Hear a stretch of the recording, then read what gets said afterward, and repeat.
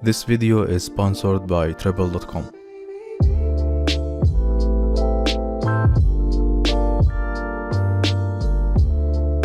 Hello YouTube, this is Mo from tutorials.eu and welcome to a new special tutorial. In this tutorial we are going to build a user management solution for our games. Let's say for example you want to make an MMO game and you want to allow your players to register and create an account using their email and also save their progress as well. This is exactly what we are going to do. We will start by building an ASP web API application with a database to store our player data. Then we will program our own APIs endpoint, and finally we will create a simple Unity project to show you how to use the API and consume them. On top of that, we will be using a tool called Treblle, which is the sponsor of this video. Treblle makes it super easy to understand what's going on with your APIs and the apps that use them. It will monitor your API calls and will let you know when there is something wrong or when you need some sort of analytics for your APIs. We've got tons of stuff to do, so let's get started. So let's start by building our backend. So for that, we will create a new ASP.NET web application project that is targeting .NET framework, and we can call it Unity Backend. Then make sure to select Web API, and for the authentication type, select individual user accounts, and then hit create. Now this project template already contains a basic setup for our backend that also includes a database with basic user management endpoints. So if we run our application real quick, after it opens in the browser, just go to API, and here you can see the already existing API endpoints that we have in our project. So we have a controller called account, and under the account controller we have the following endpoints to grab the user info, login, logout, registration, etc. So the first thing that we want to do is to actually extend our database so that it also includes additional user information, which we will call it user profile or player profile, and it's going to contain the data that our player will want to save. It could be, for example, like the progress or the save file in general, and we can save it as a JSON. So let's extend our database, and to do that, first I will create the endpoint for it. So I will start by adding a controller, and then from the web API select web API 2 controller empty, and we can call it user profile controller.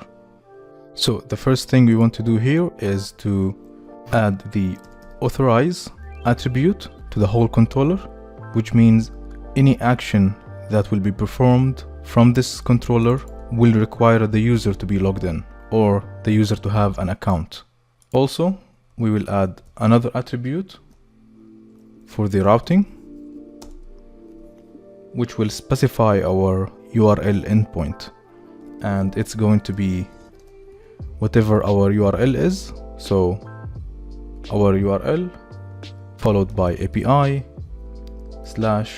/ user profile. Now before we add any methods that will actually access our database and update it or add new entries to it, we will have to add the data that we want to actually modify. We need to actually add a column to our database that will contain the data that this controller will be able to access. So let's create a model now that we have our controller. So I will add a new class, and I will call it user profile model. Now this model will actually extend an existing class that contains the user data, which is called application user. And if we look at this class, if we peek the definition, we can see that it inherits from identity user class, which is actually part of the entity framework. So this way we will be actually extending this model over here, and we will need one additional property to our application user data, and it's going to be a string which we will call user data. And to update our database to include the user data, we will need to add a new configuration class. So under the app start, let's add a new class,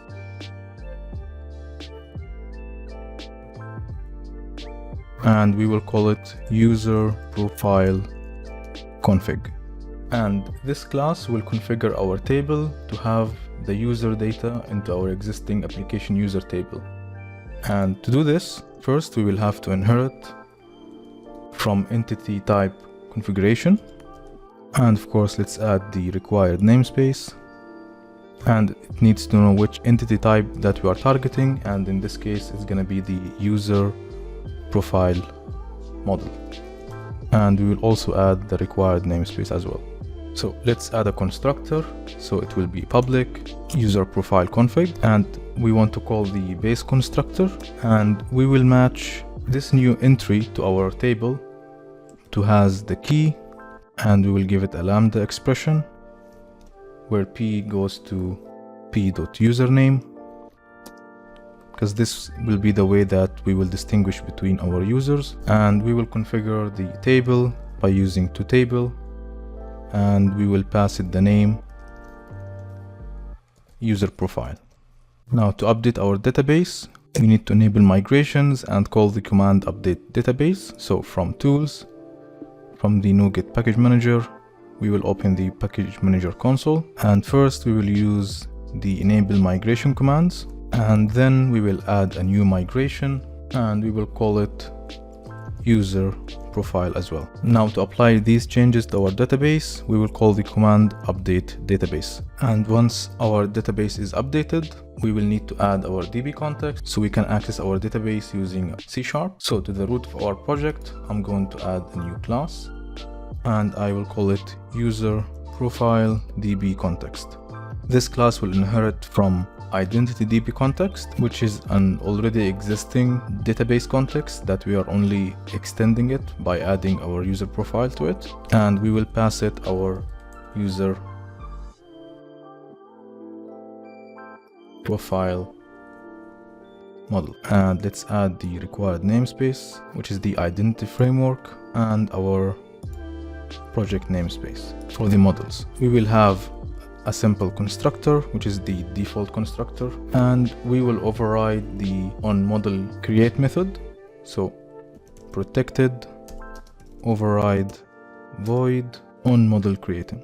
So next we will be using this class inside our controller, the user profile controller, add and update our database. So for now, we want to add a method to get our user data, and then another method to save user data. So let's start with the simplest one, which is the get method. So it's gonna be a public, and it's gonna return a string, and it will be a get endpoint, which will take the user name as a string. So using our DB context, which we will call context, and let's initialize it.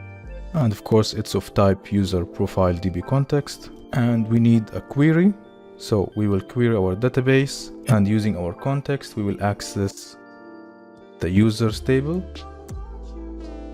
and we will search using first or default. So if this entry does not exist, it will be null, and we will be searching for a user entry that has the same user name that we got. So x goes to username equals the username that we received in our get request. And simply let's check if our query is null. In that case, we will return an empty string, and if not, we will return the query data itself. So we can do that by simply checking if our query is null, and in that case, return an empty string. Otherwise, return the user data that we found. And that's it for our get method. Now for our post method, it's a little bit more complicated. So it will return an action result, and of course it will be called post, and the parameter that this post method will receive will be from the request body itself. So we will use the attribute from body, and we will try to parse the body that we received into a user profile model.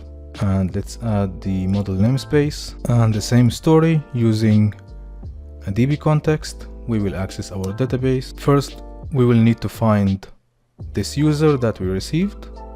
So we will use the user profile model that we got to search in our database for that user. But first, I forgot to add the variable name, so I will call it user profile with a small u, and I will also query our database, and I'm gonna call this variable result. And from our DB context, we will check the users table, and from there we will use single or default to see if we have a user with such a username, where username equals the user profile.username, the one that we received. And if our result is not null, which means this user exists, then we want to override this data. Here it's null. So our result.userdata equals the user profile.userdata. And to save our changes, we will simply call db.savechanges. Finally, we will return the status, which is just going to be OK, which will translate to 200. So this way we have extended our database, and we have added a controller to get this data and also to update it using a post request. So the next step will be to integrate Treblle into our application, and then we will be ready to actually deploy our backend or API to Azure. So on Treblle.com, create an account. I already have one, so I'm gonna log in and create a new project if you don't have any projects yet, and I'm gonna name it Unity Backend, and we will add the URL later on once we deploy our application. So for now, let's finish and save. And on the .NET integration part, we can see that we have only two basic steps. So the first step is to execute this command, which is an install package Treblle.net, and then we will simply add this attribute to our controllers. So let's do that in Visual Studio. Let's call the install package Treblle.net, and eventually you'll get this window, which will ask you for your Treblle API key and Treblle project ID, which we can grab from the dashboard. So here in the dashboard, if you go to the settings, you will find your project ID over here. So copy that, and that will be our project ID. And your Treblle API key, you'll find it in your profile settings. So if you go there, here's your API key. Then click submit, and the next step will be to add the Treblle attribute to our controller. So we will add it to the account controller, because we want to also log the account registration process for the users. So here we will add a new attribute, and it's just simply called Treblle. Of course, we will need to add the required namespace, which is Treblle.net, and the same thing we will do for our user profile controller, which contains these two endpoints that we've added. And this way our Treblle integration is finished. But one thing that we'll have to modify is in our models. Under the account binding model, find the register binding model class, and here we will have to change this variable name. So instead of confirm password, we will have to change it to password confirmation. And also let's change the display name as well. And the reason is Treblle will censor sensitive data like the password, for example, but the variable name must match the variable that they are actually censoring. So confirm password is not censored by default, but password confirmation is. So in order not to reveal our user information, in this case the user password, we will need to change the confirm password to password confirmation. Another option will be, if you want to censor additional user data, is go to the web config, and under the app settings over here, we have the Treblle entries, and we can add the following attribute or tag, which says confirm password, and we are marking it as a secret field and a highly sensitive field. So if you introduce additional variables that you also want to censor, you can do it this way. And now we are ready to deploy our application to Azure. So it's super easy. Right click on our project and hit publish. Make sure that you've saved all of your files. So I'll double click on save all, and then I'll hit publish. So first let's add the publish profile, and of course it's going to be Azure in our case. You can use FTP, or if you want to export it as a folder, or for example a Docker container, if you are maybe hosting your backend outside of Azure, but in our case it will be Azure, and we will host it as an Azure app service. Then select your subscription name. In my case it's Azure subscription, and if you don't have a subscription you can create it from the Azure portal and they'll give you some credit for free. So I will add a new service instance with a new resource group, and I will call it Unity Backend. For the hosting plan, location Central US with 1 core and almost 2 GB of RAM is more than enough for our app, and then finally hit create. Once it's done, click finish, and one last step is to configure our SQL database. So here you'll see that there is a problem and that it's not configured yet.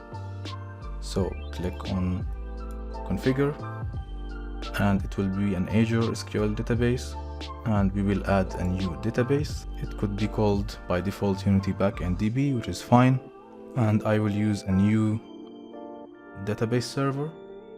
You'll probably have none over here, but first make sure to select the correct resource group, which is, we called it Unity Backend, and then I will add a new server. Make sure to add a username and also a password, which you will have to remember. Finally hit create. Once it's done, select the newly created database server, which is Unity Backend DB, and hit next. Of course, here you will have to enter the same username and password that we've just entered earlier, and then hit next.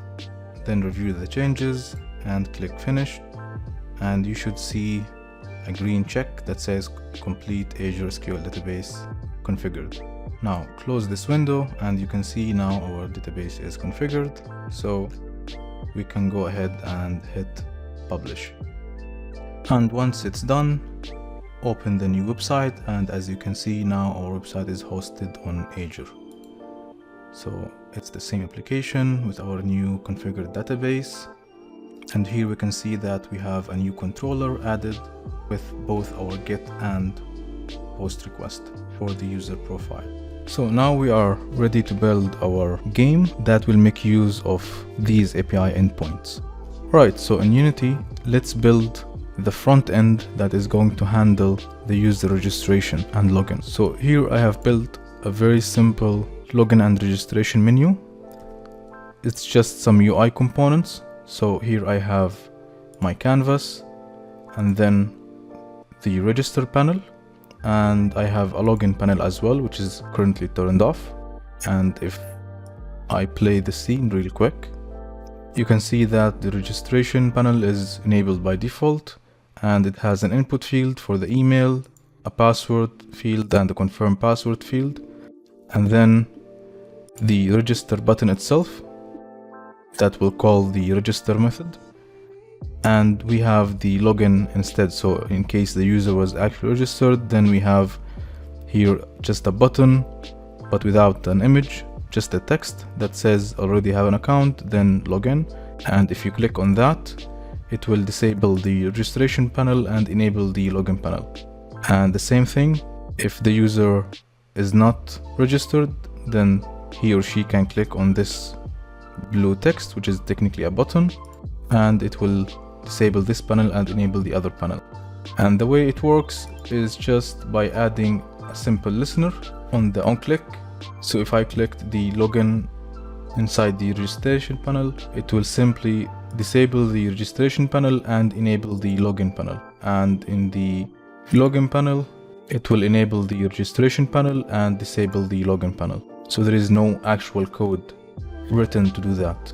It's simply by calling the setActive and passing true and false inside on the on-click menu of the button component. So now that we have a functional UI, let's start by writing our networking manager. So here I have a game object called networking manager, and it's just an empty game object. So I'm gonna add a new script and I'm gonna call it networking manager, and let's open that in Visual Studio. So to make our life easier, for the sake of the project, I'm gonna make this networking manager a singleton. And the easiest implementation of this design pattern is just to add a static networking manager, and we're gonna call it instance. And in the start method, I'm gonna set instance to this. Now to call our API, I will need the base URL. So public string, and I'm gonna call it base URL, and it will be a verbatim string because it will contain slashes and it will be easier to manage the string this way. So our base URL is gonna be our API URL that we have hosted on Azure. So I'm gonna copy the link, and it will be our URL / API / instead of help. And then after the API, we will just specify the controller name, and then in the request body or in the request, once we are constructing our request object, we can specify whether it's a GET or a POST request. So I'm gonna add 2 functions, and these are gonna be public, which I'm gonna link one for the registration button and one for the login button. So public void on reg button and public void on login button. So the question is, how do we know which data we need to pass for each request, and how do we actually parse this data as JSON into our request? So a simple way to find out is to actually go to our help page and then check the register function, which is a post. And here we can see that it actually takes an email, a password, and password confirmation in this format.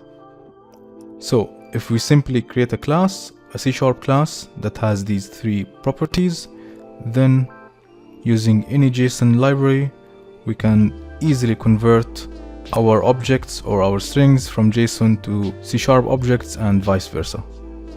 And if we check our user profile, for example, we can see that it takes a bunch of other stuff. So here's a sample request format, and as you can see, it can get really complicated. Like for example, here we have few properties, and then some of them are Boolean, some of them are strings, some of them are numbers, and some of them are actually arrays. So a simple way to handle the conversion, instead of writing the class definition by ourselves, we can simply, for example, for the register method, we can copy the entire sample string, and we can use a website called JSON to C#, and we can simply paste our JSON over here and hit convert, and it will create a C# class for us. Of course, in this example, it's only 3 properties, but it's useful when you have a JSON string that requires more than one class. For now, let's copy this class, and back in Unity, to keep things organized, I'm gonna create a new class or a new C# script, and I'm gonna call it requests. Let's open this class in Visual Studio, and I only want to use this class to actually, or this file to actually contain the classes that I'll need to use when parsing into JSON and vice versa. So I don't actually need to inherit from mono behavior, because I'm not gonna add this class or this file as a component to any game object, and therefore I don't need also the start and the update methods. And I'm just gonna add a new class besides the requests class, and instead of root, we can call it register. So we will simply create a new object of type register, and we will fill the email, the password, and the password confirmation from our UI over here. And then we will use this object to do the JSON parsing, or to parse as a JSON, and we will send that using our request. So back to our networking manager class, I'm going to create a coroutine, since a request can take a long time and we don't want our game to freeze while we are sending our request. So public enumerator, and we will call it register as well, and it will take a register object. So first of all, I'm going to add a reference to our namespace, which is using Unity engine.networking, so that we can use the Unity web request objects. And I'm gonna create a new variable of that class. So var, we can call it Unity web request for short, and it will be a new Unity web request. And as we can see, one of the overloads, overload number 4, it takes the URL and the type of the method, whether it's a post or a get request, for example. So our URL is gonna be the base URL, and we will concatenate that with our account controller slash the method name that we want to call, which is called register, and the type of this endpoint is post. Then I'm going to prepare my JSON data, and it will be a string, and I'll call it JSON data, and that will equals to JSON utility, which is a class from the Unity engine, and it has a function called toJSON, which will convert a C# object to a JSON string, and I'm gonna pass it the register object that this register method received. Now my web request will need this JSON data to be in the form of a byte array. So I'm gonna define a byte array, and I'm gonna call this JSON to send, which is the data that I'm actually going to upload or send. And an easy way to convert this JSON data into a byte array is to use the UTF-8 encoding class. So that's gonna be a new system.text.utf8 encoding, and this has an object method that is called getBytes, which takes the string and returns a byte array. Now that my data is now prepared, I will set my upload handler for my Unity web request. So Unity web request.upload handler, and that will equal to a new upload handler row, because I'm sending raw data, and that data will be my JSON to send, which is the byte array that I have prepared. And I will simply add an explicit cast over here just to be on the safe side, and it will be of type upload handler. And for my download handler, it will be an explicit cast for a new download handler buffer. And the last thing I have to do in terms of preparation is to make sure that my Unity web request has the correct request header. So I'm gonna set the request header, and there is a field called content type, and this one must have the value called application JSON. This way our API knows that we are sending this data as a JSON, not, for example, as raw text. And finally, to send our request, this is the part that we'll have to wait for. So it's gonna be yield return Unity web request dot send request. Now, of course, we will have to check whether this request was successful or not. So to do that, we will check if our result equals to Unity web request dot result dot connection error, and in that case it means that we have an error. So we can simply just debug.log, and we can say error, and then we can add the error message that we got using the error object in our Unity web request. But otherwise it will mean that our request was successful. So we will simply debug.log the data inside our download handler.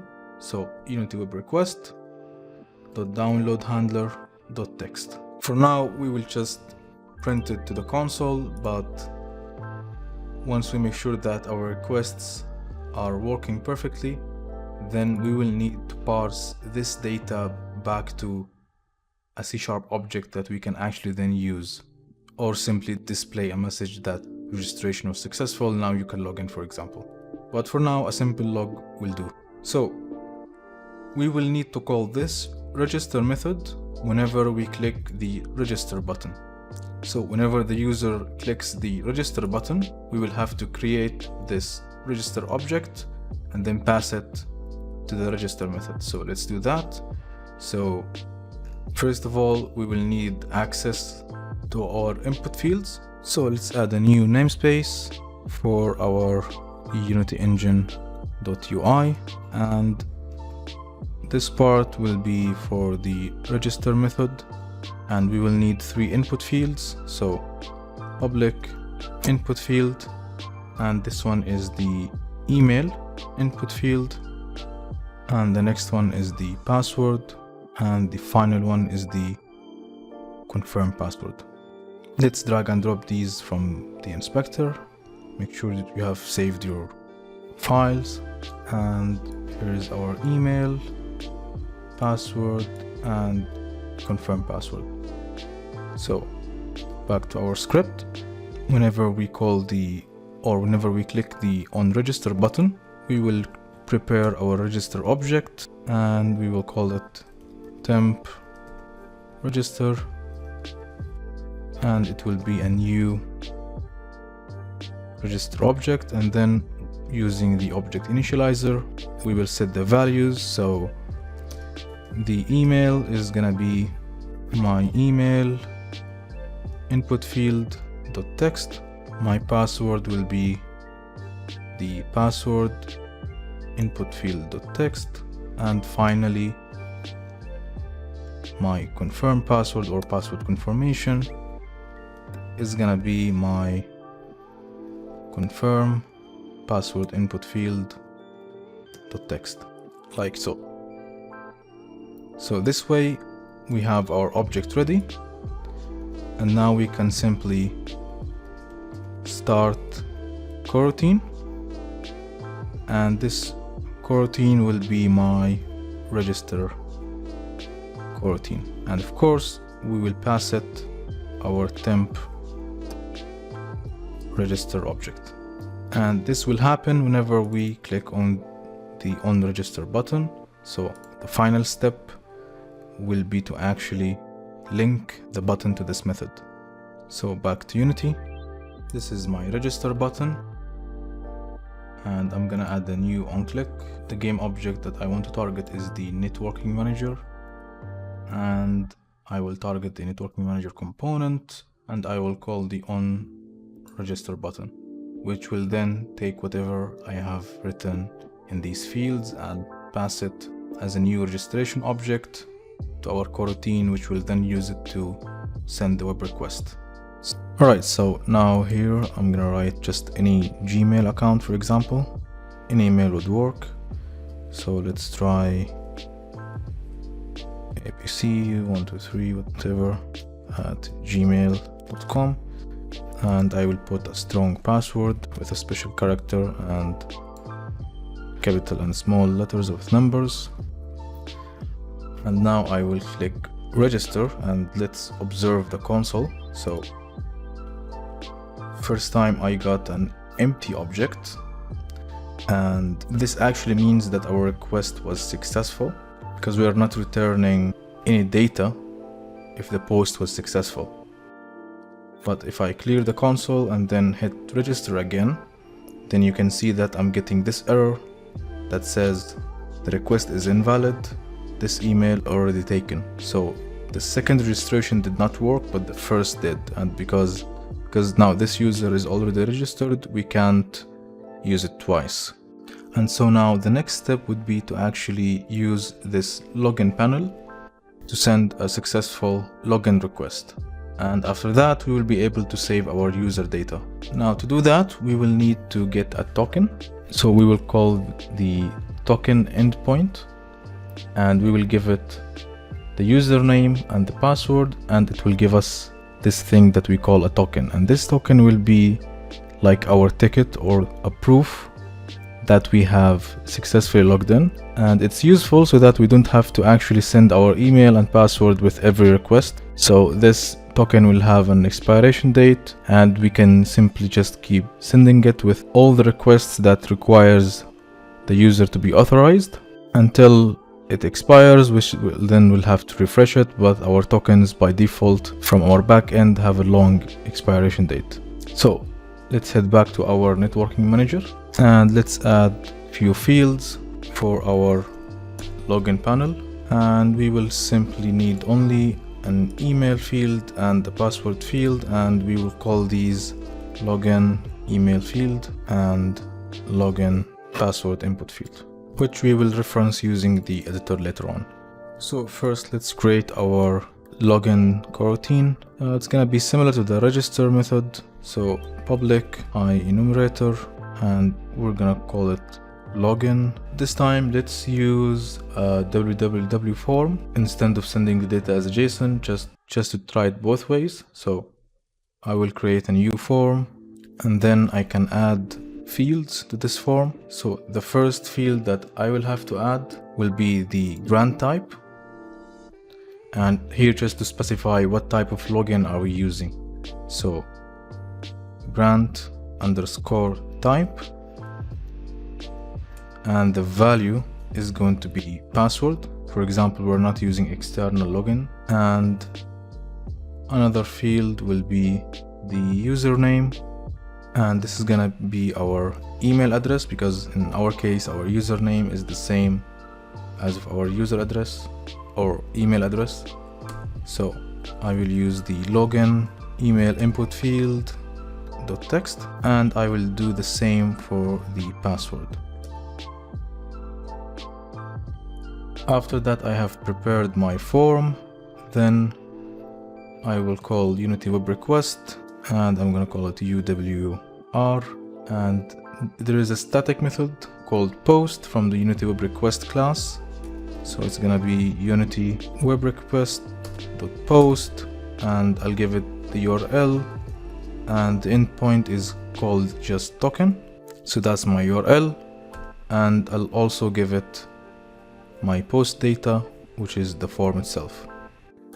Now the same thing will have to yield return for the Unity Web Request to be done.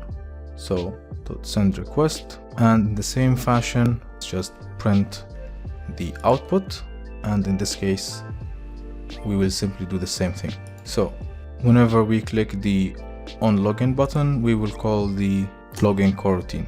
Now back to the editor. Let's not forget to actually map these fields to our networking manager.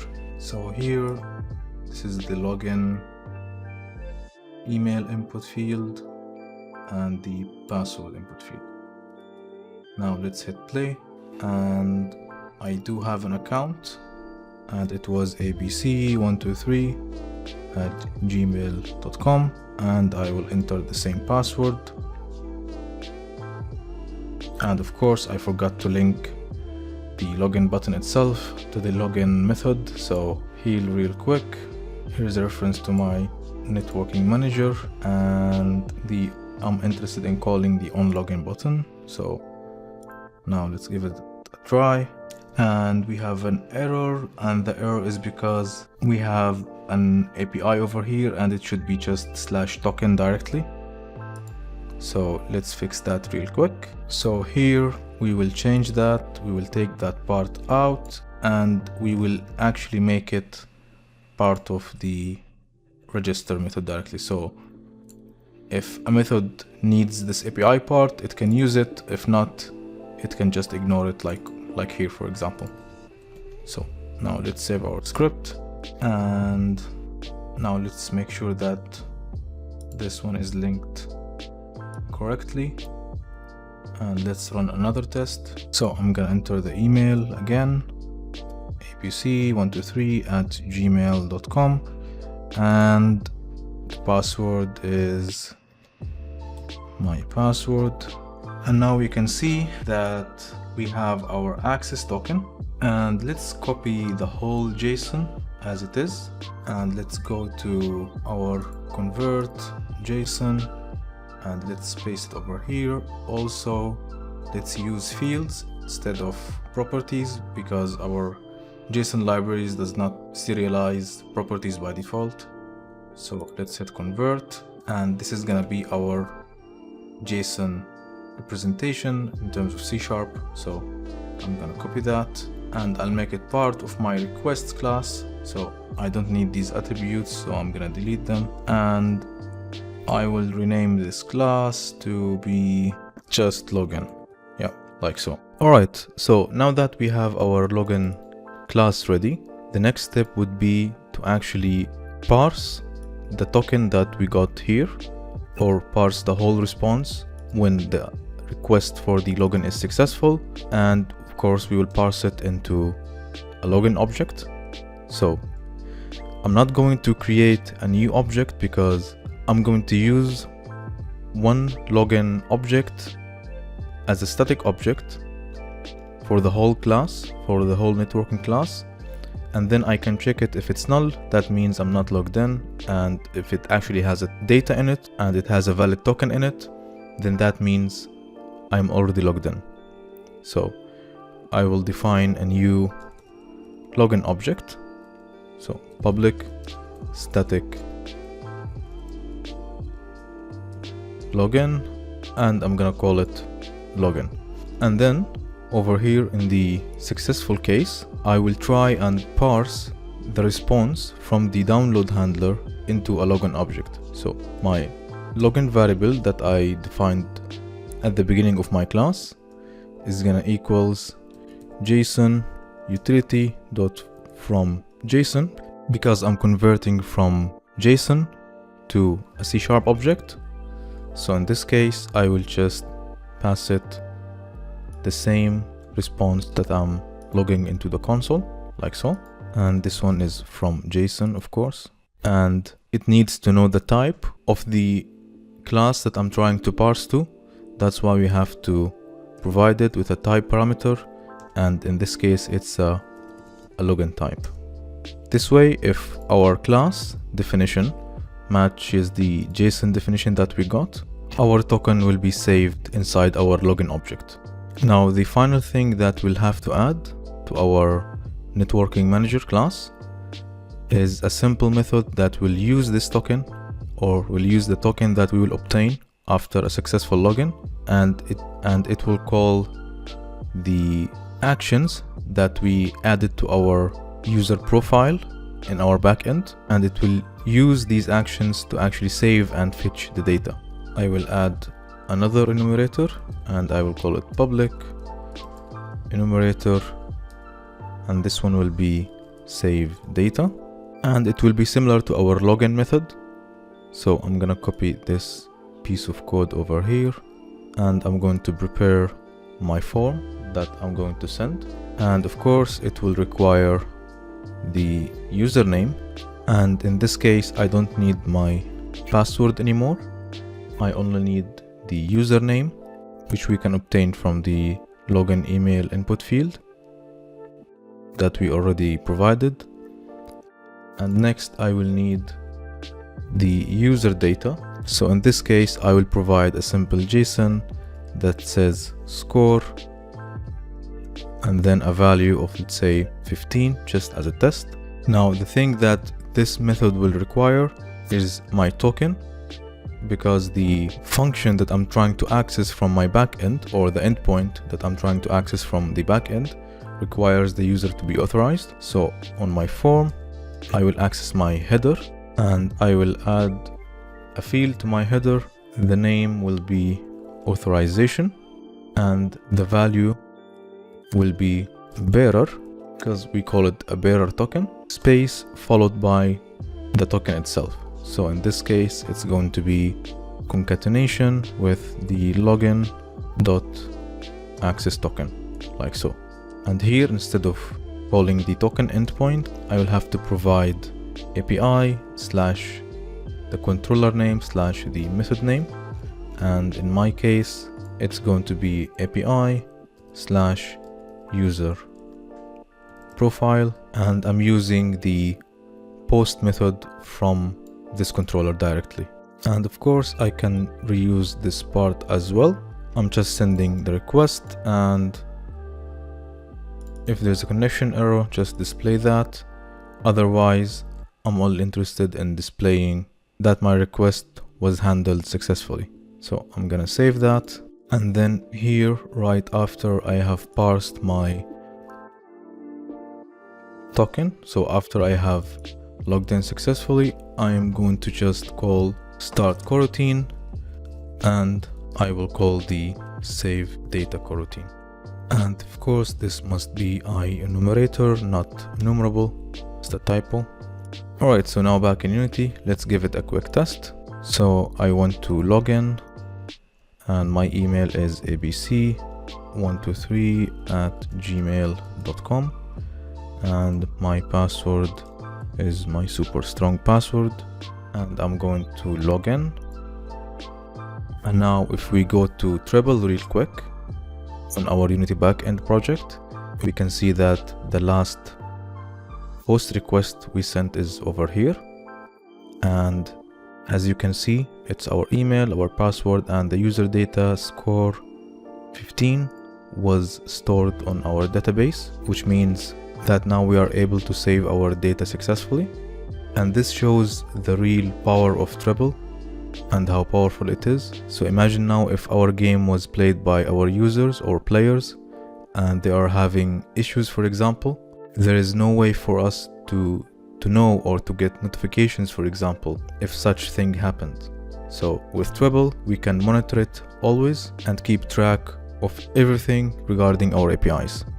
So now you know how to build a backend using ASP.NET, and then build a front end in Unity and use it, consume our APIs, and you will always know when something goes wrong with your API thanks to Treblle. And you will find this solution useful when you are trying to save the player data, for example, or when you are integrating a networking solution in Unity that does not provide you with a user management system built in, for example, when building an MMO. So that's it for this video. I really hope that you've learned something new, and I'll see you in the next one.